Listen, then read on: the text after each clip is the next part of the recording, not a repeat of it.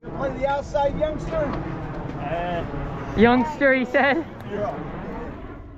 Alright, so I'm just going to try to do a little voiceover for you guys so that you can see some of the stuff that I'm looking at and what maybe we can work on a little bit and mistakes that I make too. Old man style. I will hold him down. We're gonna do the same shit, bro. What side you want me to shoot, boys?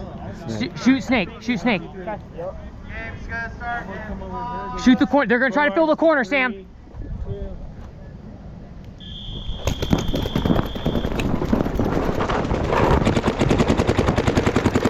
Hey! Snake corner! Snake corner!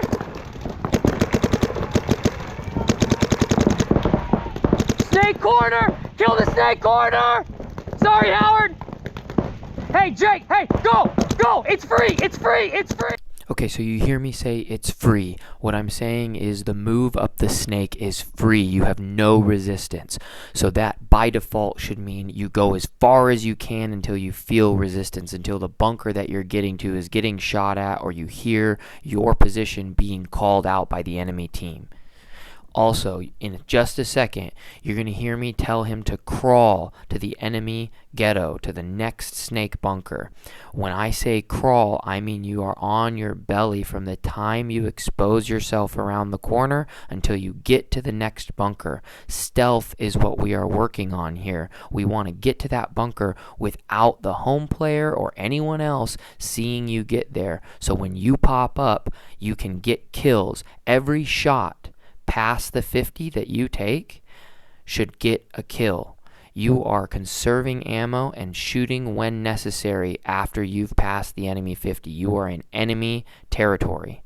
You need to conserve your shots, take shots when they count, and not draw attention to yourself unless that's your job.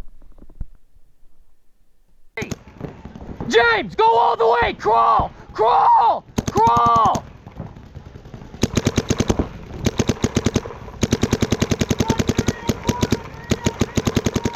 Okay, so right now we see my Snake 1 player walking off the field. He died probably because the home player or someone else saw his little shimmy dive into the next snake bunker rather than crawling. So I understand the need or the want to prioritize speed moving into the next bunker, but if your visual position is concealed, you need to maintain that concealment. The God! The God! The God!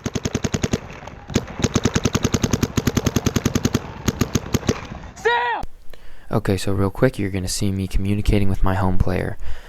Take note that we're visually making contact with each other. Both me and my home player are looking at each other while we are communicating, making sure the communication gets across.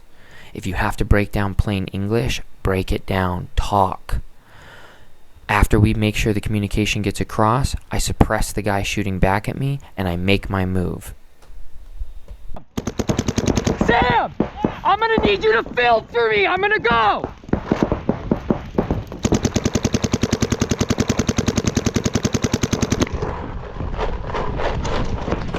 Alright, so reiterating what I said about staying on your belly past the 50. I just dove into our ghetto, our Snake 2.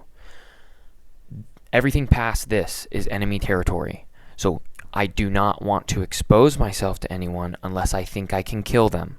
If I expose myself and do not get the kill, I made a mistake. I'm going to crawl to the enemy side, assess the situation, and then try to kill the first person that I can. Now, something to take note here, a big mistake I make, a big mistake a lot of number 1 players make, is lack of communication once I get up in it. I'm going to get up here, I'm going to get eyes on a couple of targets, and I don't say shit back. And in fact, my home player who filled out to the corner died very soon after getting to the corner. So I don't even know, I'm unaware that I don't have backup down my tape until almost, 30 seconds into this next section.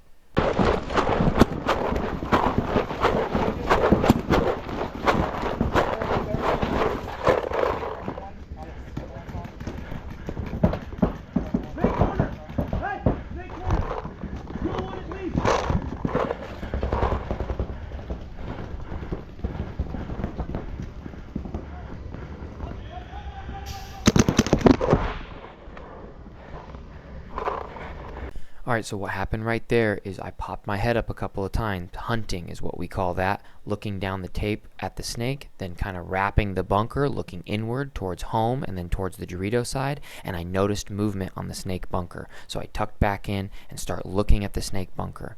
I noticed the shadow of the player in the snake bunker in front of me. Once I notice the shadow, I stay posted until I see enough of him to shoot. I do not shoot when I see the edge of his mask. I shoot when I see enough of him that I know I'll land the shot.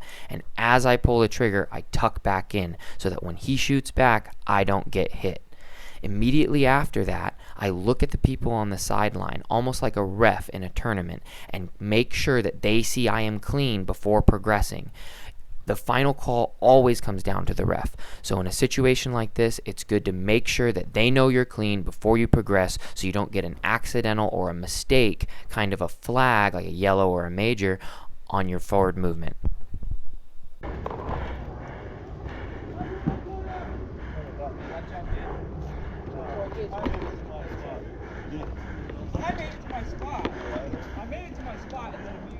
Alright, so I located my next target. And we're going to talk about a few mistakes that I made or am going to make. 1, I've already cleared snake, and I told no one. So my friendlies have information available to them that I'm withholding from them in case I die. 2, after I see this guy, I make a soft body move, meaning I don't know where all the enemy positions are. I get locked into this one guy, and I try to make a move to get a positional advantage on him, but I don't know the big picture. I don't know what other enemies might have a shot on me as soon as I make a move. And then 3, I don't know my own friendly body count. I don't know what's going on Dorito because I haven't communicated with my team. At this point, I'm just taking the wheel into my own hands and trying to win the game all alone. That is not something we do. This is a team sport. We need to communicate. 2 guns is always better than 1.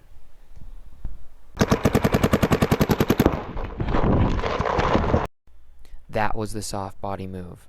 So now that I've moved further down the field to try to gain a better position on that guy I saw, there was another guy behind him that I didn't know about, and now I am pinned in a bad position on the snake. I finally look behind me right after this to see if I see anyone, and when I don't, I decide I have to win this by myself because I'm not able to yell to Doritos. It is too late to do that communication.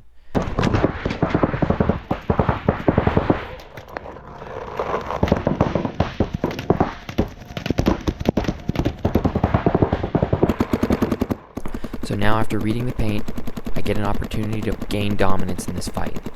I know now I have to make forward progression towards the buzzer. Sitting in my bunker does nothing. I check the left to make sure that he's not running for my buzzer, and then try to gain dominance again towards the buzzer. I don't see the back Dorito player, but I see the head of the front Dorito player. I know I'm further up the field than he is. I just need to keep moving. The back Dorito player died, so I can keep running towards the buzzer and end the game. Now, I got lucky there, but once you're in that last gunfight, you need to make the commitment to keep moving towards the buzzer and stay aggressive. Keep the momentum rolling. I know. The longer the enemy gets time to think, the more they will formulate a plan and beat you, especially if you are outnumbered. Your shadow, and I was like, ah. I could see yours, but like I said, the angle was like, it looked like it was inside. So Yeah. fuck, he's looking over the top. Good shit, bro. Yeah, good work, bro.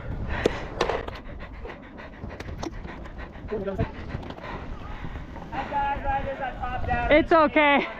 I made it there. Did you understand what I wanted though? Yeah, I should have been lower. Good shit, dude. Thank you. There was still a guy left. Yeah, no, I put him in and just went. Yeah, hell yeah, dude. Good job.